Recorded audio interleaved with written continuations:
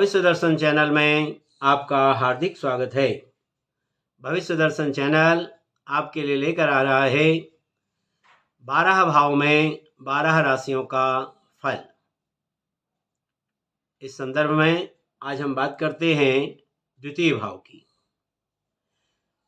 प्रिय मित्रों, कुंडली का जो ये द्वितीय भाव है ये जातक के लिए महत्वपूर्ण है।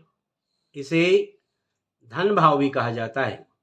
इस भाव से धन धान्य, संपत्ति, कुटुंब, शत्रु, वाणी, नेत्र, भोजन, मुख, विद्या, गायन कला, सुख, सत्य असत्य भाषण आदि का विचार किया जाता है। यदि हम भावात भावम के सिद्धांत को लेकर चलें तो भावात भावम के सिद्धांत के अनुसार तृतीय भाव, जो ये तृतीय भाव है, ये तृतीय भाव जातक की आयु का होता है। तो द्वितीय भाव जो है वो तृतीय भाव से द्वादश होने के कारण मृत्यु अथवा मारक भाव भी माना जाता है। इसी प्रकार यदि हम देखें तो सप्तम भाव से अष्टम होने के कारण ये पत्नी की मृत्यु का विचार भी इसी भाव से किया जाता है, क्योंकि जो हमारा सप्तम भाव है ये पत्नी का भाव है। इस भाव का जो कारक है वो है हमारे देवगुरु बृहस्पति। द्वितीय भाव के कारक देवगुरु बृहस्पति होते हैं। अब जो भिन्न भिन्न लग्नों की जो कुंडलियां हैं, उन लग्न की कुंडलियों में लग्न राशि से जब हम देखते हैं तो दूसरी जो अगली राशि है ये द्वितीय भाव में होती है। जैसे यहाँ पर हमने देखा प्रथम भाव में यदि मेष लग्न होगा तो द्वितीय भाव में वृषभ लग्न होगा, और यदि प्रथम भाव में मकर लग्न है तो द्वितीय भाव में कुंभ राशि हो जाएगी। यहाँ पर यदि प्रथम भाव में मीन राशि है तो द्वितीय भाव में मेष राशि आ जाएगी। तो इस प्रकार से भावेश के रूप में यदि हम देखते हैं तो भावेश के रूप में द्वितीय भाव के जो स्वामी होते हैं उनको शुभाशुभता के आधार पर तटस्थ माना जाता है। जैसे यहाँ पर हम देखेंगे ये हमारा द्वितीय भाव जो है, इन द्वितीय भाव के स्वामी चाहे वो कोई भी हो, यहाँ पर मान लो ये मेष लग्न है, मेष लग्न में द्वितीय भाव के स्वामी शुक्र हो गए, तो यहाँ पर जो शुक्र की स्थिति है वो कुंडली में तटस्थ के रूप में रहेंगे। अब हम बात करते हैं द्वितीय भाव में विभिन्न प्रकार की जो राशियां हैं। जैसे हमने प्रथम भाव में पिछले वीडियो में बनाया था, उसी प्रकार से आज हम बात करते हैं द्वितीय भाव में। यदि द्वितीय भाव में मेष राशि होती है तो यहाँ पर मीन लग्न होगा, यहाँ द्वितीय भाव में मेष राशि हो गई। तो मेष राशि जिस जातक के जन्म के समय द्वितीय भाव में होगी, ऐसे जो जातक की आर्थिक स्थिति है वो बड़ी अनिश्चित रहेगी। ऐसे जातक के प्रदर्शन में बड़ी रुचि रहती है। ऐसे जातक को शत्रुओं से हानि प्राप्त होती है और विवाह में विलंब की संभावना बनी रहती है। खर्च की अधिकता होती है। लेकिन ऐसे जातक को ससुराल से धन प्राप्ति की आशा बनी रहती है। अब हम बात करते हैं वृषभ राशि की। यानी जब प्रथम भाव में मेष लग्न होगा तो यहाँ पर द्वितीय भाव में हमारी वृषभ राशि आ जाएगी। तो जिस जातक के जन्म के समय वृषभ राशि द्वितीय भाव में हो तो ऐसे जातक की धन संचय में अत्यधिक प्रवृत्ति होती है। ऐसा जातक अपने जीवन में धन संचय करने में माहिर होता है। ऐसे जातक के व्यवसाय में उतार चढ़ाव बराबर आते रहते हैं। पशुपालन व कृषि प्रधान कार्य ऐसे जातक के प्रमुख व्यवसाय होते हैं। ऐसे जातक को स्वतंत्र व्यवसाय लाभदायक रहता है। ऐसा जातक यदि स्वतंत्र रूप से अपना व्यवसाय करे तो उसमें अच्छी उन्नति कर सकता है। अब बात करते हैं द्वितीय भाव में मिथुन राशि की। तो यहाँ पर जब प्रथम भाव में वृषभ राशि होगी तो यहाँ पर द्वितीय भाव में मिथुन राशि हो जाएगी। तो ऐसे जो जातक हैं जिसके द्वितीय भाव में मिथुन राशि हो, ऐसे जातक की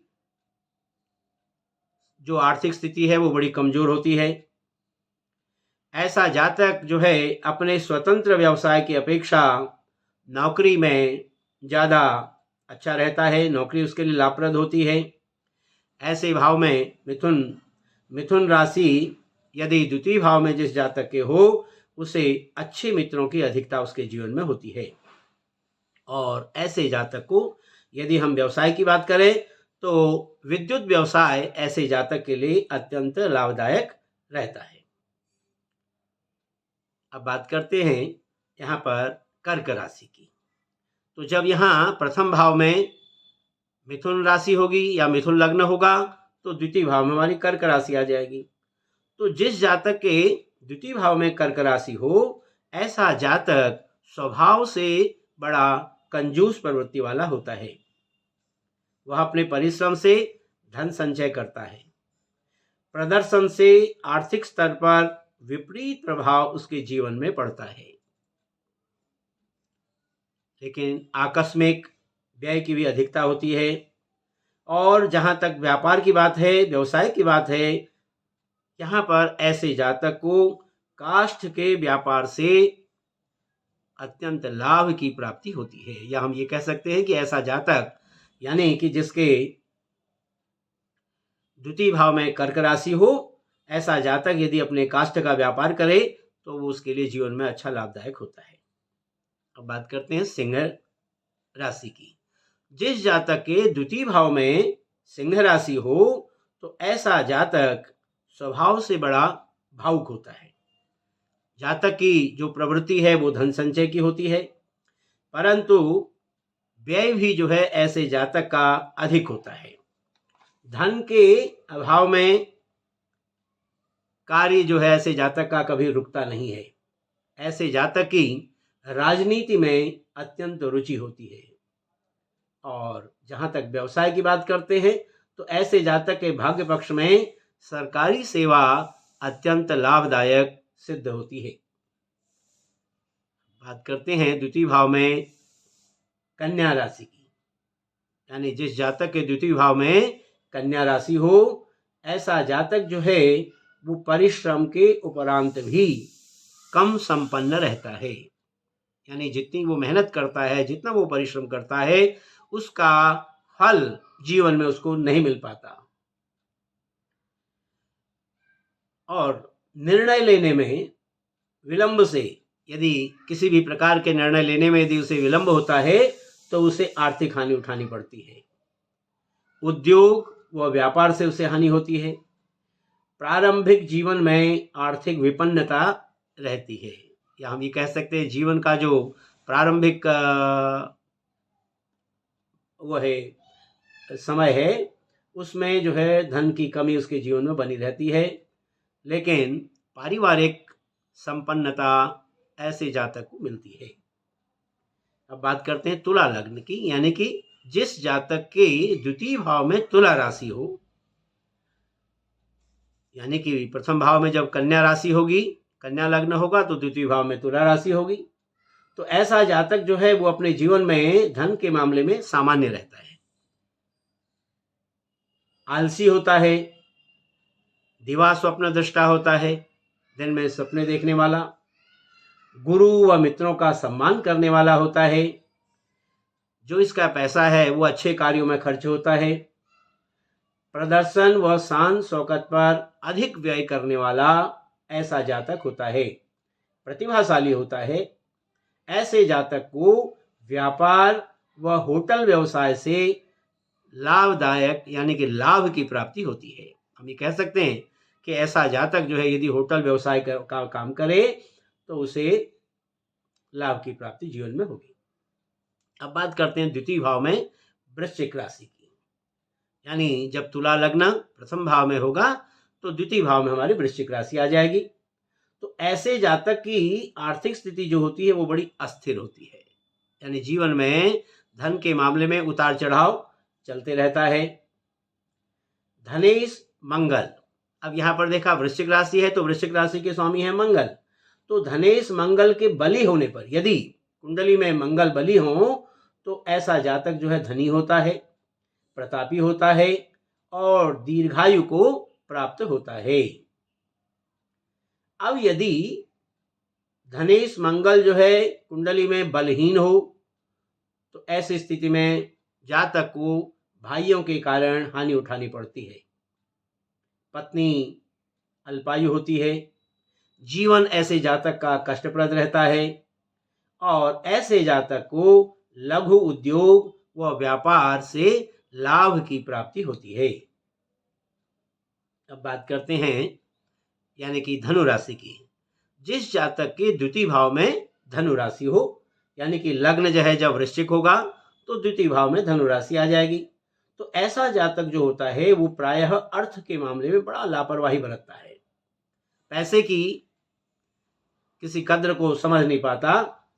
साझेदारी से ऐसे जातक को अपने जीवन में हानि होती है और निश्चित रूप से ऐसा जातक अपने जीवन में धोखा खाता है।